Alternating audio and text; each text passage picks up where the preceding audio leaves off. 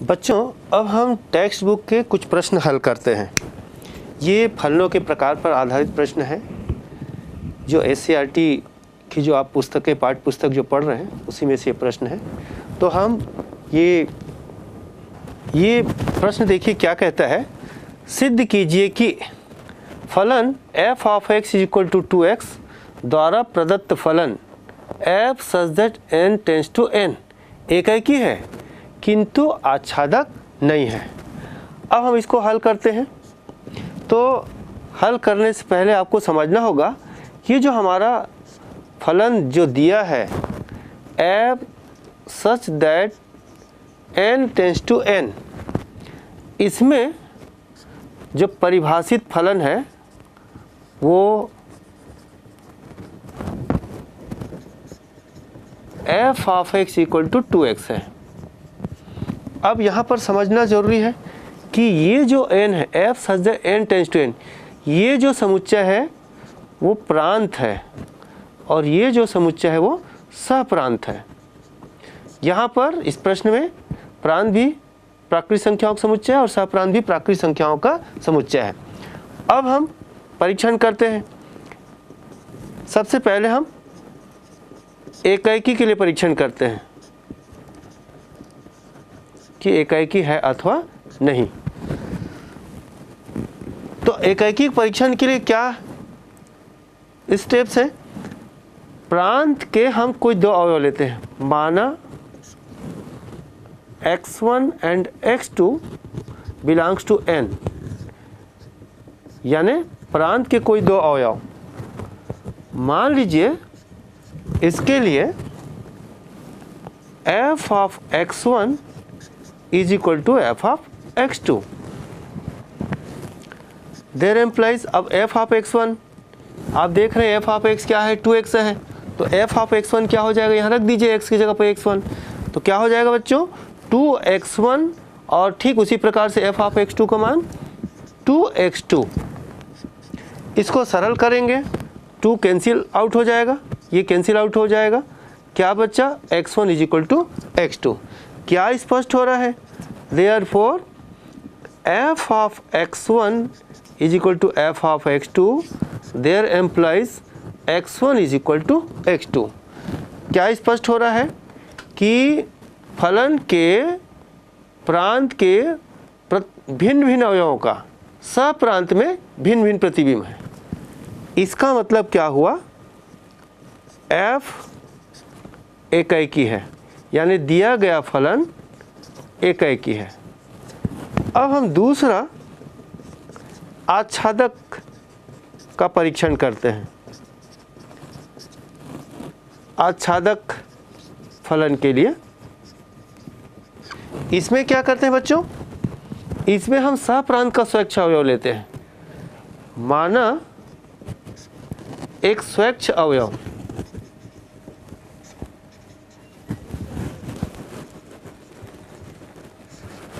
y belongs to n, यानी सहप्रांत, इसका हम एक अवयव लेते हैं। तब इसके स्टेप आपको याद रखना है। हम इसके पहले आपको मेथड बताया जा चुका है कि हम स्टेप क्या लेते हैं। इनके कुछ स्टेप्स हैं। जैसे पहला स्टेप है कि f of x is equal to Y रखना। f ऑफ x कहाँ है? f of x 2x, f of x का मान यहाँ से रख दीजिए, तो 2x is equal to Y. तीसरा स्टेप क्या है कि इसको हल करना है और हल करके x का मान y के पदों में निकालना है। तो x इज इक्वल टू क्या हो जाएगा बच्चों, x is equal to Y by 2। अब इसमें देखना है, क्या देखना है कि x का मान y बाई 2 है, क्या y के प्रत्येक मान के लिए x का संगत मान यानी नेचुरल नंबर आता है। इसका हम परीक्षण करते हैं यहाँ पर। तो हम एक उदाहरण लेते हैं यहाँ पर, y इज इक्वल टू 1, यानी सहप्रांत का एक अवयव लेते हैं 1 विच बिलोंग्स टू n, यानी सहप्रांत। तो इसके लिए संगत x का मान देखते हैं। तो संगत x का मान क्या हो जाएगा, y का मान 1 रखिए, तो y का मान 1 रखेंगे तो क्या हो जाएगा 1/2 हो जाएगा। x माने क्या है? प्रांत के अवयव। क्या प्रांत में 1/2 हो सकता है? प्रांत क्या है? प्राकृत संख्या है। क्या ये प्राकृत संख्या है? नहीं है। Which does not belongs to n। इसका मतलब क्या हुआ? प्रांत में नेचुरल नंबर होना चाहिए, लेकिन 1/2 नेचुरल नंबर नहीं है। इसका मतलब क्या हुआ? अतः दिया गया फलन f आच्छादक नहीं है।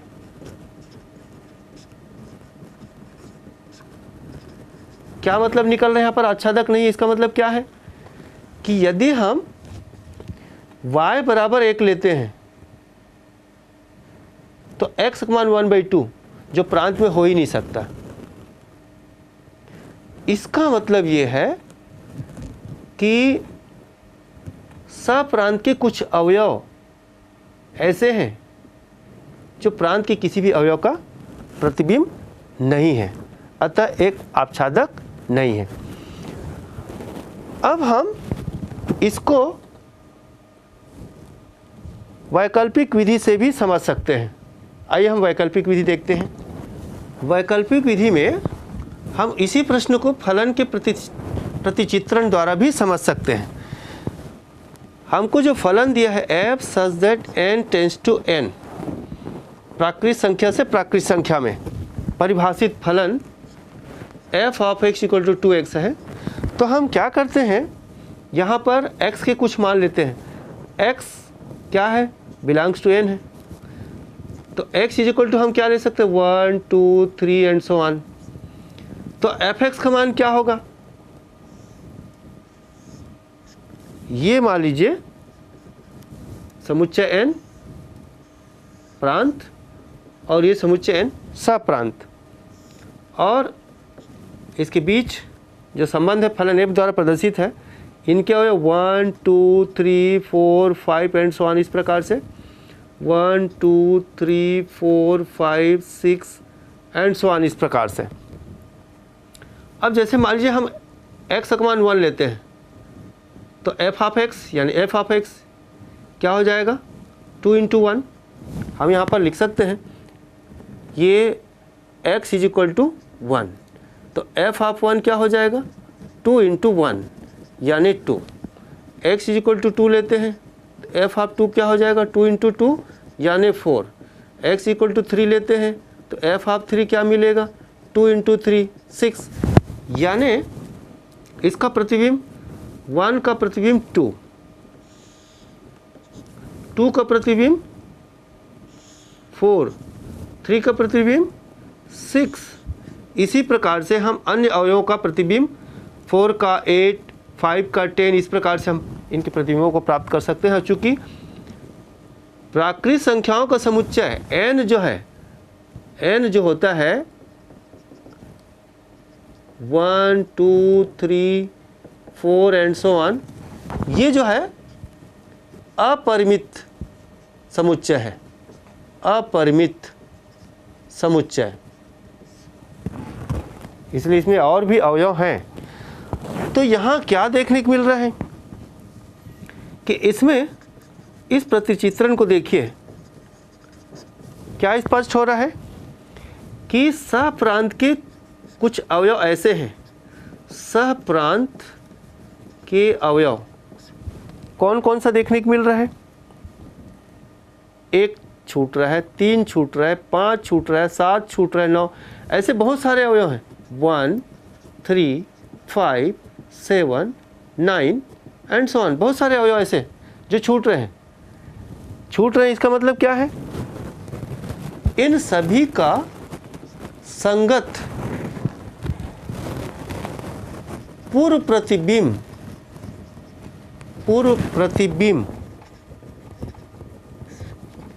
प्रांत में नहीं है। ठीक है, तो यहाँ पर दो चीज़ तो स्पष्ट है, एक का एक के साथ संबंध है, ये स्पष्ट दिख रहा है, और दूसरा क्या दिख रहा है कि ये ऐसे अवयव हैं जिसका कोई पूर्व प्रतिबिंब नहीं है। यानी ये जो अवयव है प्रांत के किसी भी अवयव का प्रतिबिंब नहीं है, ऐसा भी समझ सकते हैं। इसका मतलब क्या हुआ, यहां से स्पष्ट है कि अवयव छूट रहे हैं, अतः F आच्छादक नहीं है।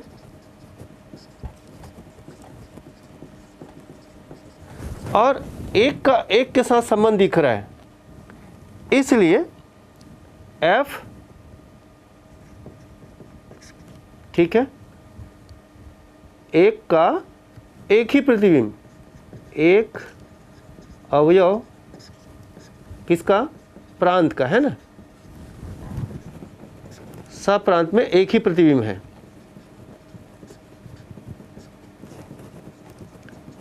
एक ही प्रतिबिंब है, इसलिए एकाएकी भी है,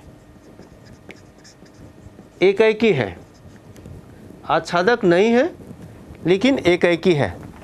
और आपको देखने को मिल रहा है, इसका और पहचान क्या हो सकता है कि हमने इसमें बताया था कि F का रेंज, ये भी पहचान करने का तरीका है। F का रेंज क्या दिख रहा है, 2, 4, 6, ये दिख रहा है, ऐसे आ रहा है 2, 4, 6, 8, 10,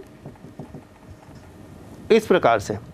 जबकि F का सहप्रांत क्या दिख रहा है, F का सहप्रांत, सहप्रांत क्या है, प्राकृत संख्या है, प्राकृत संख्याओं का समुच्चय, यानी ये पूरे शामिल है, 1, 2, 3, 4, 5 एंड सो ऑन। यहाँ से क्या स्पष्ट हो रहा है, यहाँ भी देखने को मिल रहा है कि F का range is not equal to F का सहप्रांत। यहाँ भी पता चल रहा है कि आच्छादक नहीं है। स्पष्ट है कि दिया गया फलन F एकाएकी तो है किंतु आच्छादक नहीं है। एकाएकी तो है किंतु आच्छादक नहीं है। तो बच्चों, इस प्रकार से हम वैकल्पिक विधि से भी हम प्रतिचित्रण करके हम इसको समझा सकते हैं। बच्चों, इसको आप नोट कर लें नोटबुक में।